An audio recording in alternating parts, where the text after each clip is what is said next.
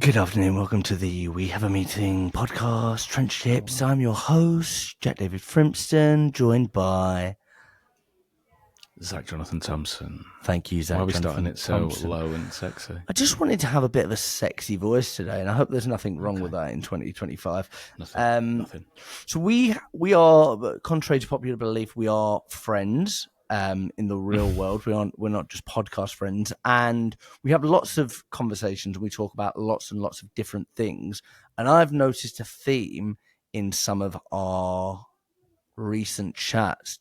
And I've not prompted you for this, so I'm gonna let you guess. And it's not Game of Thrones because I'm watching Game of Thrones for the first time.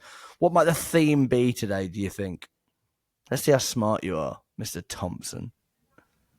Resilience. That's great. It's not, but it could be linked to resilience. I'll give you one more stab. Oh, broader. Maybe it's a very specific thing. Oh, Mine says not two, broader, but mine no. the opposite of broader. Right. Let me just tell you. I've been thinking about like reframing. Okay. Oh, cool. So you were talking about that question that we might get into that you were thinking about when it comes to journaling. So I've found 5 different reframing techniques. I'm going to chuck them at you, and we can discuss. And you could say whether that would work, whether that wouldn't work, whether you like it, where's best to use it. But let's see. Are you ready for the first one? I've not prepared at all, so yeah, hit me. Good. The first one is I'm a speck of dust on a floating rock. Oh, very nice. That's maximizing bird's eye view of the problem. And do you know what that's called in psychology? I do. That is called cognitive dissonance. Cognitive distancing. That was it. It was on the tip of my tongue. Cognitive dissonance is usually like inability to see yourself as you actually are. Yeah. Cognitive distancing, what you're talking about there, is that can you see things from a bird's eye view? And there are other ways of doing that as well, you know. Go on. And in CBT, cognitive behavioral therapy, I thought this was really cool. You know, when people are worried about a certain moment, like speaking on stage or something, like, I'm worried about speaking on stage, like tripping over my words. A cognitive behavioral therapist will go, and then what would happen? Well, then I'll be fluffing around to gather my papers. Okay, and then what would happen? Well, then I'll probably gather them and then deep breath and recompose. And then, okay, and then what would happen? Well, then I'll probably just get through that. And before you know it, you've distanced yourself so much from the bit that made you feel anxious that you are now back to feeling okay again. Yeah. I love the idea of like getting, and this is therapy all over, but it's like being specific with it. I've always said like one of the thoughts that will probably come into your head is like, I'm worried what people will think. Pick one. Pick a person then. Who are you worried about? And then like let's break that down. Why are you worried about them? I love that one. That I talk about it a few times, but that video where it's like zooming out from Earth, and you're like, oh what? I'm moaning because my TV's on a slant. I'm in a house, on a street, in a town, in the UK, in the world. Like it keeps going, and you're like, and that's my problem. That's what I'm worried about. Get a grip. So I find that one. Right, let me give you another one. I know that you're going to like this one. What would this moment mean to me on my deathbed?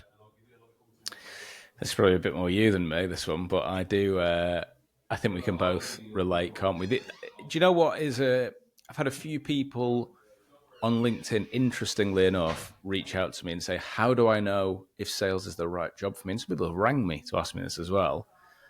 And we end up having a bit of a chat. And the question I asked for them is, when you're sat on your rocking chair at 80, 90 years old, you look back at this point now that you're at in life, what would you have wanted for yourself in this moment? And they tend to usually pick a feeling rather than a thing that they would want to do. And I think that says a lot. Often it's less about the I'm wanting to do, it's the what would that make me feel? Yeah. I just want to feel content. I just want to feel happy. Oh, that's interesting. You didn't say you'd just want to work in sales. So, and then we can kind of unpack from there around the feeling. Because often I think the feeling precedes the outcome, the input. We talk about it all the time, but like that death reminder, and I know that the Stoics said, "Remember, you will die before me. Don't come for me in the comments." But it's a case of like just use that. I like Memento Homo as well. You know that one. Well, they used What's to. memento homo? Always be human. No, so someone they used to whisper it to the men as they were going into war. Remember, you're just a man. So it's just like Nice. remember. So like remember, like don't. I think the kind of the theory was like don't think that you're invincible. Remember that, but you're just a man on this planet, and one day you're. I've actually interesting that you bring that up. I've been reading. I'm sure you won't mind the shout out. Friedrich We'll Nietzsche, put his human, all too human. I was told reliably by ChatGPT that this is the most accessible place to start.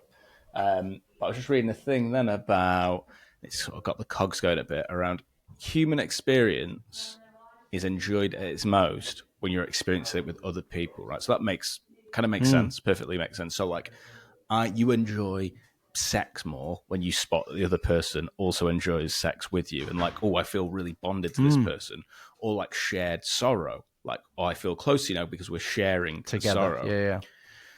So what it was arguing was then that the things that motivate you are to keep that state in the community where things are shared, like shared experiences. So often what's driving you to disagree with each other is damaging that kind of shared enjoyment, that shared community enjoyment.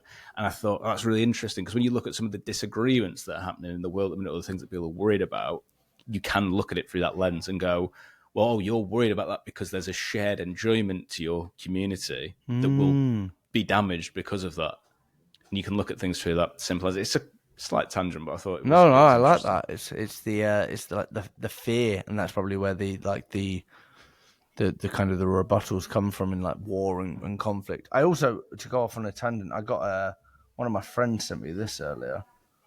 I didn't send you anything. One of my friends, and listen, let's see if you can name the person, name where the quote come from. You sensed that you should be following a different path, a more ambitious one. You felt that you were destined for other things, but you had no idea how to achieve them. And in your misery, you began to hate everything around you. It sounds a bit Dostoevsky to me, that. It was Chris Tarrant, actually. No, it wasn't. No, it was Dostoevsky. Well done. Was it Yeah, really? yeah. I reckon that was James Coombs who sent you that. Well done. We'll put his Instagram handle in the comments. But yeah, very good. Yeah, you sent me that. So that was nice. Right, I've got another one for you. And this one I hadn't heard before. And I heard it on a podcast recently. And I was like, oh, I like that's another reframing technique that I like. What if this was the 1,000th time this happened? So remove the novelty and therefore the drama of the situation. So I was thinking about it and I was talking about it with my partner, and she's sometimes got a friend that will let her down last minute. And I said, well, what happened? What if that was just that happened every day? And she was like, well, it does happen every time. And I was like, no, but like if you take a situation that's annoying you, if like you missed the train or the train's delayed, if it's the 1,000th time that the train home is delayed, well, you just get to the point of like, this is it. This is just the way it is. And if you can feel that way about that then, well, then why can't you feel it now in the present? That's an interest. That actually makes me think of Seneca in his Letters from a Stoic.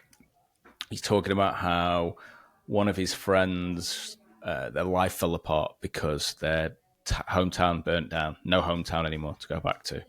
Total life fell apart. And he said the problem with that person is they imagined their town would never burn down.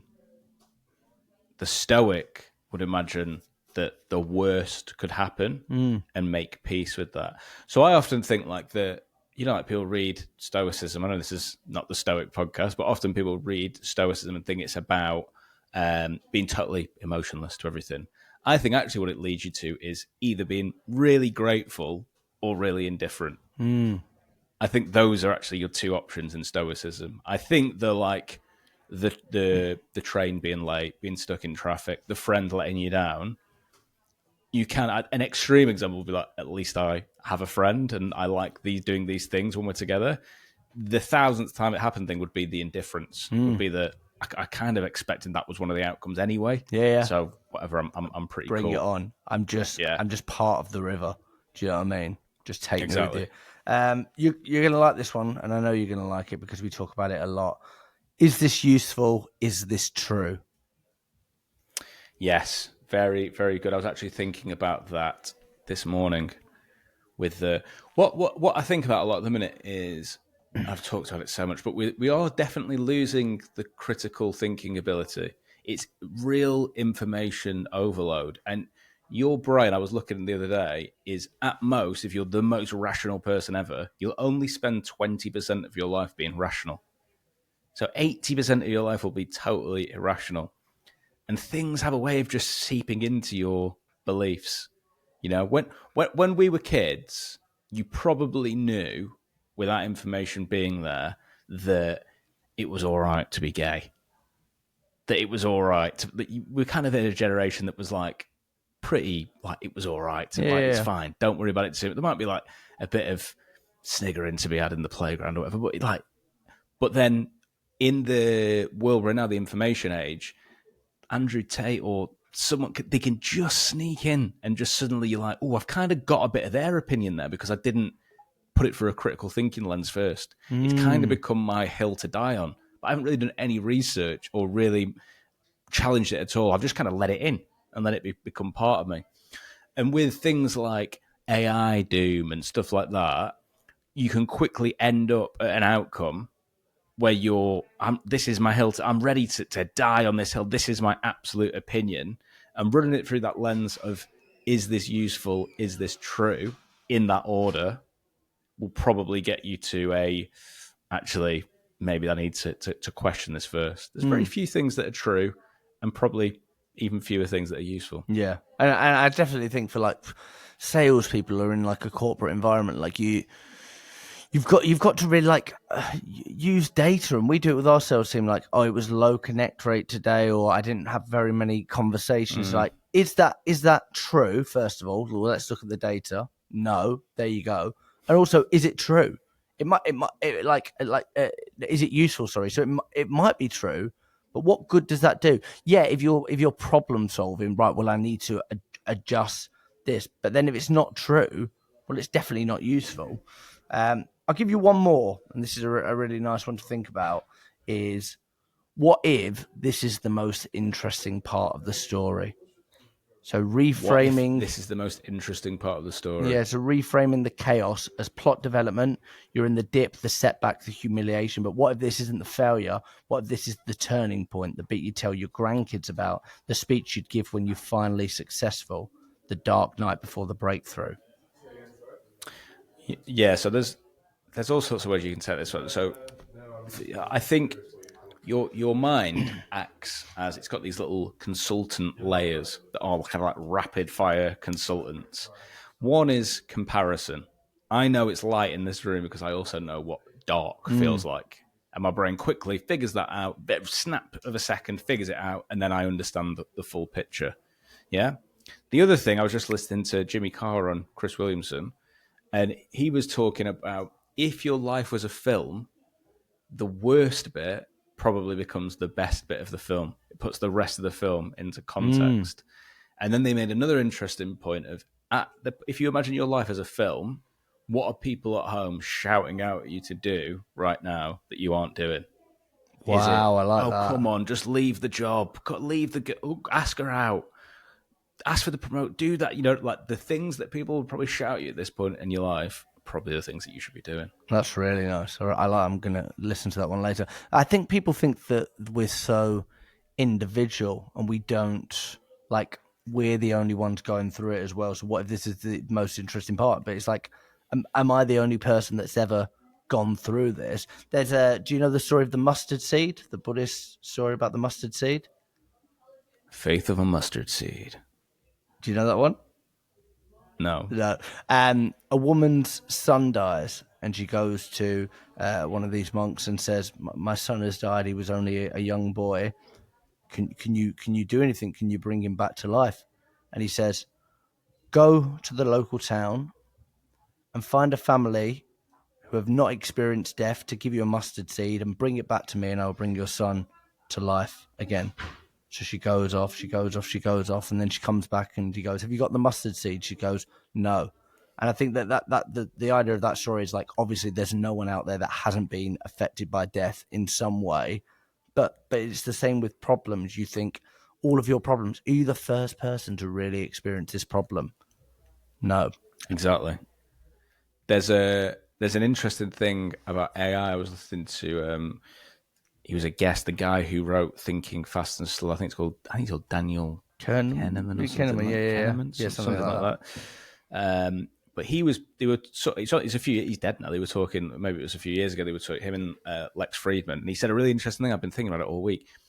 You know, when people go like, "What's the difference between us and AI?" Well, we have this ability to reason. There's like kind of this thought process behind the ideas and stuff that we come up with. And he was like, no. We have the ability to think we can reason. That's the difference. Yeah. You come up with a story. So you have the problem that you're talking about there, and you think that's unique to you because you've allowed yourself to think it's unique to you. Yeah. That's a little coding and reasoning that your computer system has put in the background for you. It's there to be rewired if you want it to be. Yeah, exactly. Having those, like when I see like 11:11 or whatever time it is, I shout, "Life's good, motherfucker." Having those little rules or those little bits where you say, "Actually, this is hit. So what am I going to do now?" I automatically ask myself that question: Is this useful? Is this true? And if you start to like bring these in, we know about habits and building habits. Eventually, you can look at things from a completely different lens, so you can choose your outlook. I've really enjoyed this, Zach Thompson. Go on, sorry. I'll give you a closing thought. There's a thing I wrote down the other day about, agency comes up a lot. Yeah. Like, high agency, having agency in life. Just ending on that point now, I wrote down a thing the other day. Agency is creating the path, not waiting for one. I think of this idea that if you are an active participant, life will be chosen for you. Yeah. Are you an NPC? And it will be picked for you.